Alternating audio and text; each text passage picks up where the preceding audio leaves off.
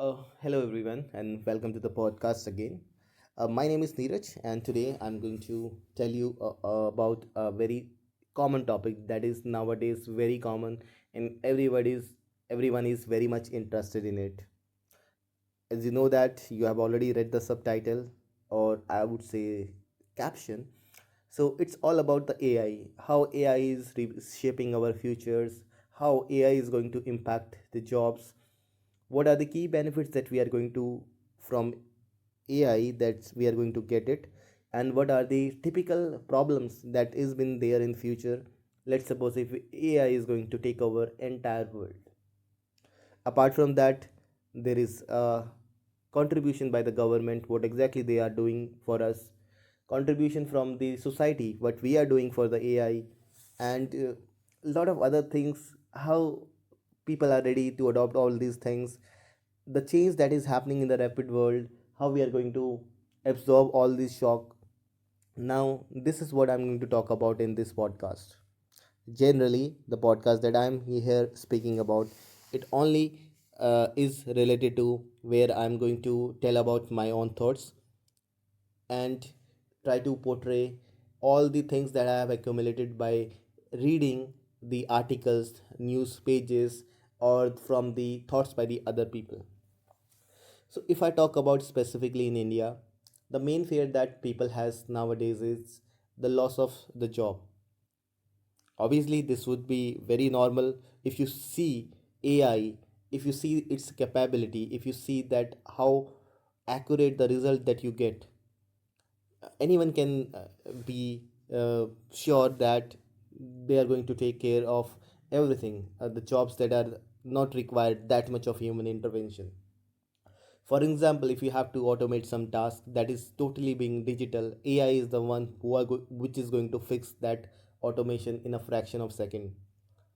uh, let's suppose if you stuck somewhere in any mathematical problem, you can just write down on the chat gpt or any gpt model, you will get the answer instantaneously.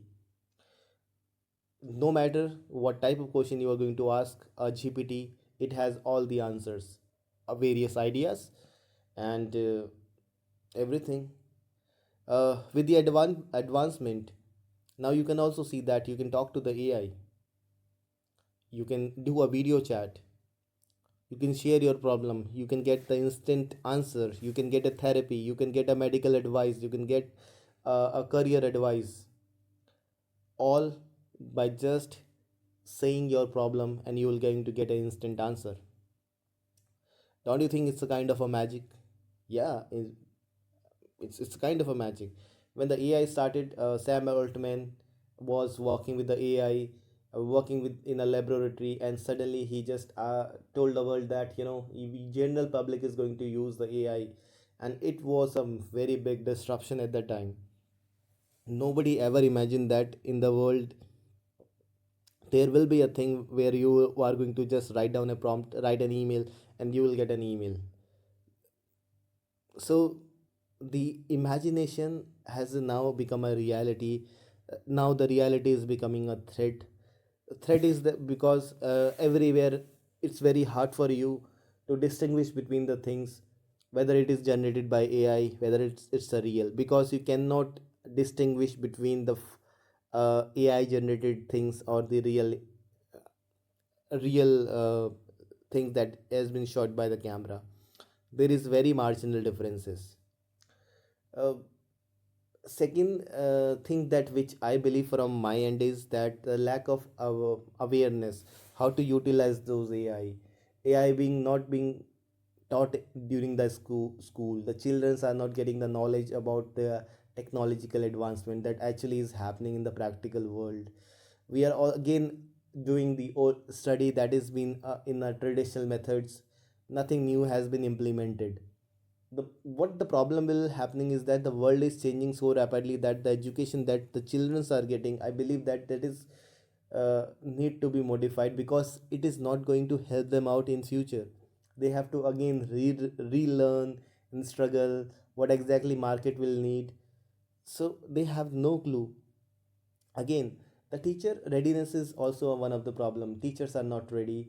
what they are going to teach if they are not aware of the technology, how to use the technology, how to utilize it in their own benefits. In a similar way, the government, if I specifically talk about India, the models that we generally utilize, for example, ChatGPT, Gemini, or that is one from the China. Right now, I'm not getting the name of it, and the Grok, or you name it. The none of the model is from India, which means that we are Indian feeding that data, our own data, to some sort of a platform which is not owned by an Indian company. Similarly, here is also YouTube. This is also a platform where again we are feeding the data of the Indian people in it. So with this help of data, they are going to know that what exactly the India needs, how we thinks, how we reacts, and what are our likes, our dislikes. Every data they has, so they can do anything with the help of data. Data is the one thing that is going to be turned into the information. Once you have information, they can easily going to manipulate your entire system, the economy, or the politics, consumer behavior. Anything can be shifted by with the help of the data, because they have their GPT models. But what India is doing, I don't think so till now anyone has announced any model that has been created here, though there are a lot of research going on.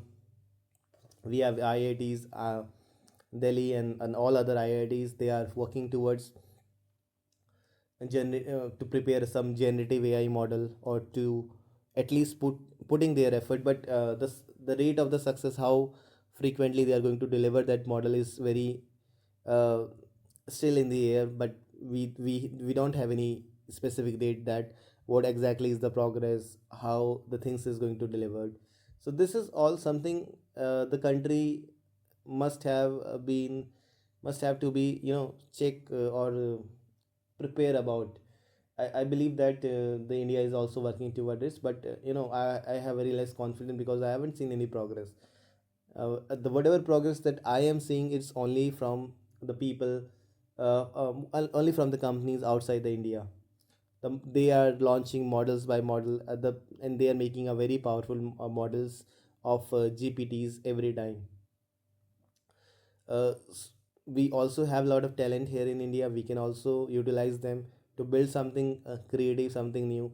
uh, Remember when the Chat GPT first launched, everyone said that America will dominate this AI world, and suddenly what happened, that the China launched their GPT model, which is which is relatively cheaper than the American model. So the competition is huge. The data processing will be there.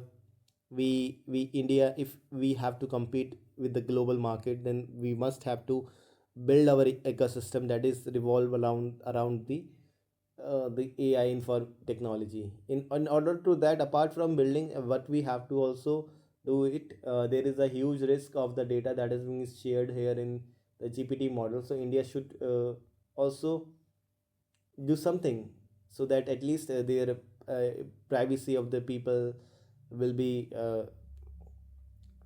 will be there, so data will not get out of the country. But having said that, it's very easier for me to saying all these things, but very hard for the government to take all these decisions, because they have to do a lot of diplomacy. And additionally, I don't know, because I'm not a government, I'm a common person, so I can say whatever is coming in my mind. But I believe that the people are highly qualified enough who take these kind of decisions, and obviously they are making some plan. But yeah, being from a common mind, a common people, I think this is what I feel. So I have just recorded. As per the again, this is just for my English communication practice. Nothing, no suggestion, not at all from my side, because I have no idea about what exactly these things are. This is just for my English communication and fluency practice. So I just recorded my 10-minute video. And if you want to know about what exactly happening in India or from the other country, you can check their GPT model, their press releases, and you can also check the any articles that sort of validate all the things, and make your own opinion. This is